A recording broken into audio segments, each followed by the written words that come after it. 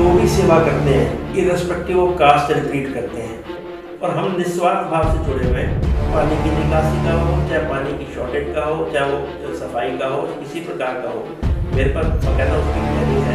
मैंने उसके लिए बकायदा प्रोजेक्ट खुद तैयार करके किया। पंजाबी बिरादरी महासंगठन अपनी कुशल कार्यशैली और जनसेवा के दम पर अल्प समय में ही गुरुग्राम की अग्रणी समाजसेवी संस्थाओं में खड़ा हो गया है। निरंतर अपने विस्तार और जनसेवा के जरिए संगठन ने अच्छी खासी लोकप्रियता भी हासिल की है। इन सेवाओं और महासंगठन के विस्तार पर गुरुग्राम भाजपा नेता, जाने मानी उद्यमी, समाजसेवी और पंजाबी बिरादरी महासंगठन के प्रधान बोधराज सिकरी ने दैनिक भास्कर से विभिन्न पहलुओं पर बात की। गुरुग्राम से संजय शर्मा की रिपोर्ट दैनिक भास्कर के लिए। पंजाबी बिरादरी महासंगठन गुरुग्राम का एक जाना माना समाजसेवी संगठन जो कि सर्दी के मौसम में जरूरतमंद लोगों की हर तरह से मदद करता रहा है। उनके प्रधान, जाने माने समाजसेवी, बीजेपी के वरिष्ठ नेता और हरियाणा CSR ट्रस्ट के उपाध्यक्ष श्री बोधराज सिकरी जी हमारे साथ आज खुद बातचीत के लिए उन करते हैं सेवा। सर, पंजाबी बिरादरी महासंगठन इस सर्दी में लोगों की क्या मदद कर रहा है? नमस्कार संजय शर्मा जी। पंजाबी बिरादरी महासंगठन का एक ही लक्ष्य है, असहाय और जितने भी गरीब लोग हैं किसी भी जाति के हों, फिलहाल गुरुग्राम के अंदर, और यदि ईश्वर कृपा हुई तो हम लोग आगे बाकी शहरों में भी अपनी सेवाएं देंगे। जहाँ तक आपका प्रश्न है सर्दी के बारे में, पिछले वर्ष भी हमने जितना अधिक हो सका कंबल वितरण, जैकेट वितरण। इस वर्ष पिछले एक हफ्ते से रात को डेली हमारी टीम निकलती है रेलवे स्टेशन, पटरियाँ, झुग्गी झोंपड़ियों में जाकर के मिडनाइट, मध्य रात्रि में जाकर के जो लोग जाग रहे होते हैं उनको चाय भी पिलाते हैं और उनके ऊपर अच्छी क्वालिटी का कंबल, साधारण क्वालिटी नहीं, क्वालिटी का मतलब है कि जो चीज़ मैं प्रयोग करता हूँ हर व्यक्ति को उस प्रकार की चीज़ प्रयोग करने का अधिकार है। तो हमारा प्रोजेक्ट चल रहा है। अभी हमने कल ही एक बैठक की थी, उसमें निर्णय लिया है कि यदि व्यक्ति की छाती ढकी है या पैर ढके हैं या सिर ढका है तो व्यक्ति को ठंड नहीं लग सकती।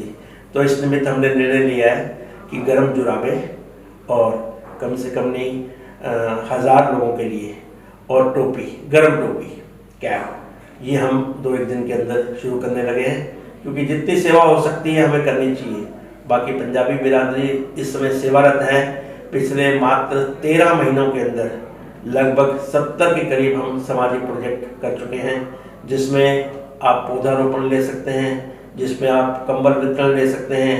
अभी मकर संक्रांति आ रही है, मकर संक्रांति पर प्रायः हम गौशाला जाके गौओं की सेवा करते हैं, जो भी हो सकता है उनके खाने के लिए। और हम हर मंदिर के अंदर, हमारी केंद्रीय सनातन धर्म सभा है, उसके जितने भी सदस्य हैं उनके मकर संक्रांति के दिन उनके प्रांगण के अंदर हम जाके खिचड़ी प्रसाद देते हैं, वो वितरण होता है। इसके अतिरिक्त हमारी केंद्रीय आर्य सभा है, उसमें जितने भी गुरुगांव के आर्य समाज हैं उनके लिए हम घी और सामग्री की सेवा करते हैं, ताकि हमारी परंपराएं, हमारा धर्म, हमारे रीति रिवाज, हमारे जितने भी प्रोजेक्ट हैं वो सारे इस प्रकार से चलते रहें। सिकरी साहब, पंजाबी बिरादरी महासंगठन के गठन की शुरुआत कैसे हुई और इसका उद्देश्य क्या है? ऐसा कि गुरुग्राम के अंदर लगभग 17 बिरादरी हैं, तो काफ़ी समय से चल रहा था कि इन 17 बिरादरियों का एक समूह बनाया जाए, ताकि सारे मिलकर के हम जो भी सेवा करते हैं irrespective of caste and creed करते हैं। कोई जाति का भेदभाव नहीं है, नाम जरूर पंजाबी बिरादरी है, लेकिन जब हम सेवा के लिए निकलते हैं, पंजाबी हमारी प्राथमिकता नहीं है, हमारी प्राथमिकता है मानव सेवा, मानवता। तो उस हिसाब से हमने उन 17 बिरादरी को इकट्ठा करके उन्होंने निर्णय लिया कि हाँ, हमें महासंगठन बनाना चाहिए। और उस संगठन को बनाने के लिए उन्होंने मेरे जैसे एक समाज सेवी को चुना कि मैं उसको लीड करूं। तो सबने मिल करके मुझे 2 वर्ष के लिए उसकी अध्यक्षता दी। ट्रस्टी बनाई गई, उसके लक्ष्य बनाए गए, एम्स एंड ऑब्जेक्टिव बनाए गए, और उस दिन से लेकर के आज 13 महीनों के अंदर हर हफ्ते के अंदर कोई ना कोई हमारा सामाजिक प्रोजेक्ट चलता आ रहा है निरंतर। हमने अभी हाल ही में फ्री ट्यूशन गरीब बच्चों के लिए आर्य समाज मंदिर सेक्टर 7 एक्सटेंशन में शुरू किया है, जहाँ कोई भी जाति का बच्चा गरीब जो है शिक्षा नहीं पा रहा, उसको हम फ्री ट्यूशन दे रहे हैं।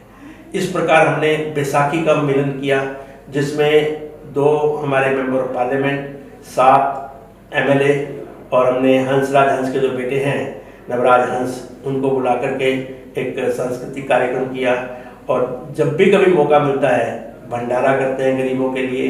और हमने कुछ एक बच्चियां हैं जो गरीब हैं, तो उनकी शिक्षा के लिए वो अच्छे स्कूल में पढ़ रही हैं, पब्लिक स्कूल में पढ़ रही हैं, और वहाँ की फीस भी हम देते हैं। कुछ एक गरीब लोग हैं जो अपना मेडिकल का एक्सपेंसेस खर्च नहीं कर पा रहे, वहन नहीं कर पा रहे, और उनके पास आयुष्मान या BPL कार्ड भी नहीं है, ऐसों की हम मदद कर रहे हैं।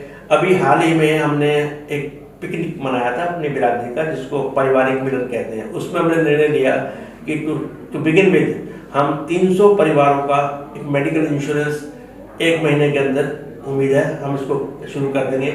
वो लोगों को सुविधा के लिए हमारा वो कार्ड लेके जाएंगे तो 3 लाख तक का खर्चा उनको इंश्योरेंस कंपनी से मिलेगा। इस प्रकार का प्रोजेक्ट किया है। अभी मैंने 15,000 मास्क कल आए हैं मेरे पास, मंगवाए हैं अपने किसी मित्र से।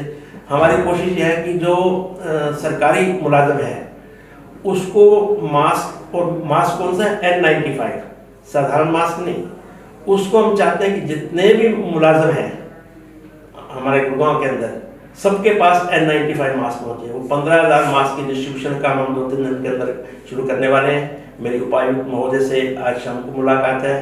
लकीली हमारे माननीय मुख्यमंत्री महोदय भी आज शहर में हैं। कोशिश कर रहा हूँ शाम को उनसे सब मुलाकात की जाए। उनके भी मैं संज्ञान में लाना चाहता हूँ कि इस प्रकार के जो 70 हमने सामाजिक प्रोजेक्ट किए हैं, हमें सरकार की ओर से अगर थोड़ी सी और प्रेरणा मिले तो हम और आगे बढ़ चढ़ के, अभी थोड़ी देर पहले लायंस ब्लड बैंक है गुड़गांव में, उसके जो चेयरमैन है संदीप कुमार जी, हमारे मित्र हैं, हमारी पंजाबी बिरादरी के ट्रस्टी भी है, फाउंडर ट्रस्टी भी है। उन्होंने सुझाव दिया कि हम चाहते हैं कि हमारे जो बैंक है उसके साथ पंजाबी बिरादरी महासंगठन एसोसिएट पार्टनर बने, यानी कि जब कभी हमें ब्लड की जरूरत होगी वो बैंक हमारी मदद करेगा, जब कभी उनको ब्लड की जरूरत होगी। हमारे जो युवा वॉलंटियर्स हैं, हमने एक महिला प्रकोष्ठ बनाया है।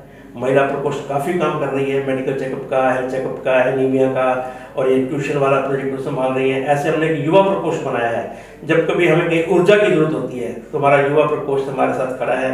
तो निरंतर कुछ ना कुछ करते रहे। अभी हम 8 तारीख को एक लोहड़ी का फंक्शन मना रहे हैं।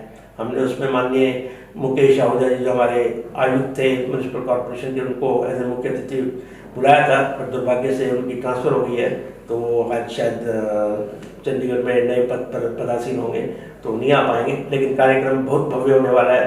उसमें संगीत का, क्योंकि संगीत भी एक इबादत है, हमारे सामवेद की देन है। उसमें संगीत के सामवेद के अंदर 36 ललित कलाओं का जिक्र आता है। उन ललित कलाओं में सबसे सुंदर कला है संगीत, दूसरी है नृत्य, तीसरी है वादन, तबला वादन, बांसुरी वादन। तो हमने संगीत का बहुत भव्य कार्यक्रम रखा है। सुधीर खरबंदा एक जाने माने संगीतज्ञ हैं और सिंगर हैं, उनको बुलाया है। वहाँ खाने पीने की व्यवस्था होगी, मिलन होगा, आपस में एक इंटरेक्शन होता है, नेटवर्किंग होती है। तो इस प्रकार के कार्यक्रम निरंतर करते रहेंगे।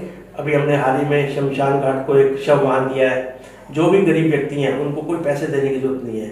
हमारी CMO से डिमांड आई थी कि हमें गरीब लोगों को उनकी डेड बॉडी को ले जाने में बड़ी असुविधा होती है, तो हमने कहा जी आप हमारे को फ़ोन करेंगे, हमारी वहन आपके पास पहुंच जाएगी, वो वहन जो है आपको लेके जाएगी, उसको कोई पैसा नहीं देगी, वो सुविधा भी दे रहे हैं। तो जहाँ जहाँ हमारे से हो सकता है, चाहे वो सरकार के साथ हो, चाहे किसी सामाजिक संस्था के साथ हो, चाहे वो ब्लड डोनेशन ब्लड बैंक हो, किसी भी प्रकार की सामाजिक संस्था हमारे साथ जुड़ सकती है और हम तत्पर उनके साथ पार्टनरशिप में, बिना किसी स्वार्थ के, बिना किसी लाभ के। उद्देश्य क्या है? समाज की सेवा, गरीबों की सेवा, असहायों की सेवा। समाज की सेवा, गरीबों की सेवा और असहायों की सेवा के साथ साथ मैंने भी सुना है कि काफ़ी मेडिकल के क्षेत्र में भी संगठन ने काफ़ी काम किया है। इसके अलावा मैंने सुना है कि क्या जो प्रतिभाशाली लोग हैं, हरियाणा एक खेलों का प्रदेश भी माना जाता है, तो जो छुपी हुई प्रतिभा है क्या उनको भी बढ़ावा देने के लिए संगठन कुछ काम कर रहा है? जी, मैं आपको उदाहरण देता हूँ। एक 3.5 साल का बच्चा है, यादव परिवार से है, थोड़ा गरीब परिवार से है। उनके पिता ने मुझे लगभग कोई 1.5 वर्ष पूर्व अप्रोच किया कि मेरा बच्चा जो है माँ के गर्भ से पर्वतारोही बनना चाहता है। जब वो गर्भ में था तो उसकी माँ को उस प्रकार की खुराक दी गई मेडिकल एडवाइस के हिसाब से कि वो बच्चा पर्वतारोही बन पाए। तो जब बच्चा 1 साल का होकर चलने लगा तो उनको हिमाचल की पहाड़ियों में ले जाते थे अभ्यास करने के लिए। जब वो 3.5 साल का हुआ तो उसके पिता ने कहा कि मेरे पास वहाँ जाने के लिए पैसे नहीं है। तो मैंने तुरंत ही, हमारे एक मित्र हैं फार्मास्यूटिकल उद्योग से हैं, 10 लाख रुपए की योगदान राशि उनको दिलवाई। वो बच्चा गया नेपाल गवर्नमेंट से, बकायदा उसको सर्टिफिकेट मिला और सफल होकर के आया। और आकर के मैंने उस बच्चे को मुख्यमंत्री महोदय के सामने पेश किया। मुख्यमंत्री महोदय ने उस बच्चे को गले लगाया, उसको आशीर्वाद दिया, उसका मुंह मीठा कराया और उसके बाद जो सर्टिफिकेट था उसको, उस सर्टिफिकेट को उनके हाथ में पकड़ाया। इस प्रकार हमारे एक और वजीराबाद की 3 बेटियां हैं, एक ही बाप की 3 बेटियां हैं, एक पिता की। तो वो ताइक्वांडो गेम में हैं लेकिन सक्षम नहीं है वित्तीय दृष्टिकोण से।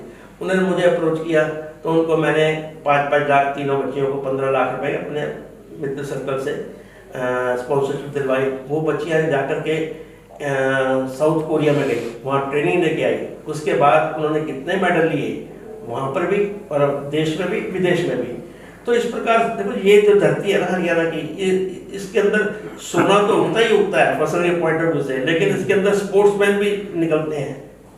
आप देखें पूरे राष्ट्र के अंदर 40 से 42% जो स्पोर्ट्समैन है वो हरियाणा से है। 3.25 करोड़ की आबादी है, छोटा सा प्रदेश है। तो इसलिए हर व्यक्ति का फर्ज है, हर सामाजिक संस्था, NGO, सेमी गवर्नमेंट का भी फर्ज है कि इस प्रकार के स्पोर्ट्समैन जो वित्तीय दृष्टिकोण से सक्षम नहीं है लेकिन उनके पास प्रतिभा है।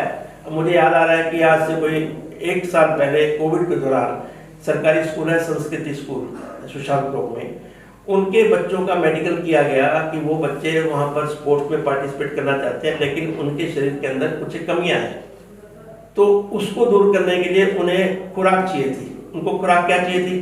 हमने 89 बच्चों को अडॉप्ट किया 2 महीने या 3 महीने के लिए। उनको डेली काले चने, उनको केला और उनको अंडे, जो वेजिटेरियन है उनको केले। इस प्रकार हमने 89 बच्चों को प्रोत्साहित किया, जिसके परिणाम स्वरूप ऑलमोस्ट 90% बच्चे अगली बार क्वालिफाई कर गए। तो ये प्रतिभाशाली प्रांत है। तो यहाँ के बच्चों की, यहाँ के स्पोर्ट्समैन की, यहाँ के खिलाड़ियों की मदद करना हमारा सबका फर्ज बनता है। तो उस निमित्त पंजाबी बिरादरी महासंगठन भविष्य में भी, अभी हाल ही में एक वेट लिफ्ट था, वो कहता मेरे पास पैसे नहीं है कजाकिस्तान जाने के लिए और उज्बेकिस्तान जाने के लिए। हमने उसकी मदद की, उसको 1.5 लाख रुपए की जरूरत थी, हमने उसको बकायदा चेक से पेमेंट करी, वो मेडल लेके आया है। तो इस प्रकार स्पोर्ट्स के अंदर भी हमारी गतिविधियां आगे चल रही हैं और आगे भी चलती रहेंगी। सामाजिक दायित्वों के अलावा बात करें राजनीति की, सीकरी साहब आप एक प्रतिष्ठित व्यक्ति हैं, जाने माने उद्योगपति हैं, भाजपा के कई पदों पर आसीन हैं, कई जिम्मेदारी निर्वहन भी कर रहे हैं। ऐसे में पहली बार गुरुग्राम में मेयर का चुनाव सीधे जनता द्वारा किया जाएगा, तो ऐसे में आपके नाम की भी चर्चा चल रही, तो उसके लिए क्या आप और आपकी पार्टी तैयार है? देखो जी, पार्टी सर्वोपरि है, नंबर 1। नंबर 2, अभी कोई चुनाव की घोषणा नहीं हुई है। तीसरी बात, मैंने कोई अपना दावा ठोका नहीं है कि मैं कैंडिडेट हूँ। हमारे संगठन के अंदर एक संजय जी बहुत विशेषता है, व्यक्ति विशेष की कोई अहमियत नहीं है, संगठन की अहमियत है। यदि संगठन महसूस करता है कि हमें गुरुग्राम के लिए एक ऐसा व्यक्ति चाहिए जो सक्षम हो, सक्षम के साथ साथ सुशिक्षित हो, और तीसरी बात कॉर्पोरेट बैकग्राउंड का हो, क्योंकि गुड़गांव जो है वो कॉस्मोपॉलिटन सिटी है, मेट्रोपॉलिटन सिटी है, फाइनेंशियल सिटी है, कॉर्पोरेट सिटी है।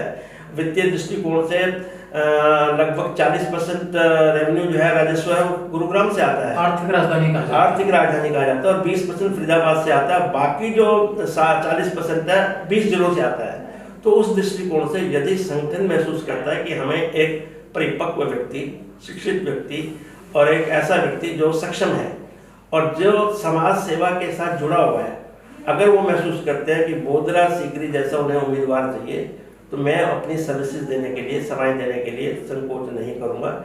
लेकिन मैं एक नेता की नहीं, मेरी भूमिका जो है समाज सेवा की है। आपने देखा कि कई बार मैं शब्द इस्तेमाल भी नहीं करता नेता का। तो इसलिए अगर संगठन को लगता है कि हमें इस प्रकार का उम्मीदवार चाहिए तो मेरी सेवाएं हैं। बाकी मैं किसी के साथ प्रतियोगिता में नहीं हूँ, क्योंकि मेरे से अधिक अनुभवी लोग संगठन के अंदर हैं और बहुत सारे ऐसे लोग हैं, ज़्यादा क्वालिफाइड भी हैं। तो इसलिए संगठन सर्वोपरि, संगठन का निर्णय हमारे लिए सर्वमान्य है। सीपी सर, जैसे ही आपने कहा कि गुरुग्राम एक आर्थिक राजधानी है और दिल्ली से लगा हुआ शहर है, यहाँ बड़ी आवश्यकता है और एक सुलझे हुए नेतृत्व की यहाँ पर आवश्यकता है। ऐसे में गुरुग्राम को वाकई एक ऐसे नेतृत्व की जरूरत है जो की सड़क, यहाँ का ट्रैफिक, यहाँ की बिजली, यहाँ की जो जल निकासी की खास तौर से दिक्कत है, उसको लेके क्या आपका कोई विजन है? हर चीज़ की एक प्लानिंग होती है। मुझे लोग कहते हैं स्ट्रेटेजिक प्लानर। जब आज से 3 साल पहले विधायक के चुनाव हुए थे, उस समय भी मेरे से इस प्रकार के सवाल पूछे गए थे। हाल ही में मेरे अनुभव को देखते हुए माननीय मुख्यमंत्री महोदय ने जस्ट 2 हफ्ते पहले मुझे GMDA Gurugram metropolitan development authority का रेजिडेंट एडवाइजरी काउंसिल का सदस्य बनाया है। इसका मतलब है कि उनकी निगाह में है कि इस व्यक्ति के पास कुछ अनुभव है, कुछ प्लानिंग है। GMDA और MCG दोनों एक दूसरे के पूरक हैं।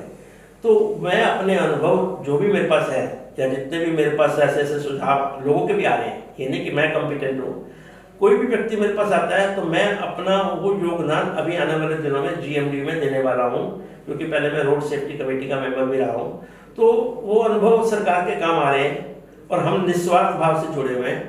तो चाहे वो पानी की निकासी का हो, चाहे पानी की शॉर्टेज का हो, चाहे वो सफाई का हो, किसी प्रकार का हो, मेरे पास बाकायदा उसकी प्लानिंग है। मैंने उसके लिए बाकायदा प्रोजेक्ट रिपोर्ट तैयार करके रखी हुई है। और समय आने पर ये नहीं कि मुझे पद मिलेगा तो मैं नहीं, समय आने पर मैं अपने सारे सुझाव सरकार के आगे पेश करूँगा। और इसके ऊपर बहुत से लोगों के मेरे पास इनपुट भी आ रहे हैं, उनको कंपाइल कर करके कोशिश करूँगा कि उसको प्रोजेक्ट के रूप में, चाहे मुझे वो कमिश्नर को देना पड़े, चाहे माननीय मुख्यमंत्री को देना पड़े, चाहे डॉक्टर कमल गुप्ता हमारे मंत्री महोदय को देना पड़े, चाहे GMDA के CEO और सुनील राजपाल जी को देना पड़े, तो मैं अपनी पूरी तैयारी कर रहा हूँ। सिगरी साहब, आपने दैनिक भास्कर को समय दिया बातचीत इसके लिए आपका बहुत बहुत धन्यवाद। आभार। मैं संजय शर्मा, गुरुग्राम से दैनिक भास्कर के लिए।